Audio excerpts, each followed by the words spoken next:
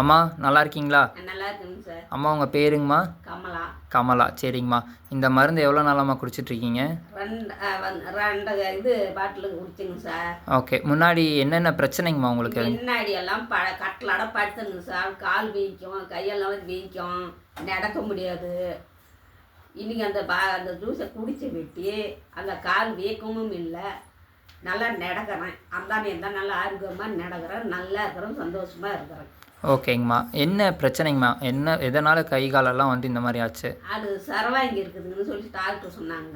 அந்த சரவாங்கிக்கால் இதெல்லாம் நான் சாப்பிட்டேன். சாப்பிட்டு விட்டு நல்லா இருக்குது. நல்லா இருக்கு. நடக்கிறேன். எவ்வளோ மாசமாக பெட்டில் இருந்தீங்க? அங்கே பெட்டில் இருந்தது ஒரு மாதமாகவே இருக்குங்க சார். 2000 ரத்தம் இருக்கணும் உடம்புக்கு. இல்லை, எவ்வளோ நாளாக வந்துட்டு பெட்லேயே படுத்துருந்தீங்கன்னு கேட்குறேன். பெட்லலாம் வந்து ஒரு வருஷமாக இப்படி படுத்துருந்தேன். ஒரு வருஷமாக படுத்துருந்தீங்க? அப்படி படுத்து இப்போ கரெக்டாக சரவாங்கிறது 8 வருஷம் ஆகுது. சரிங்க. 8 வருஷமாக நான் படுத்துருந்தேன்.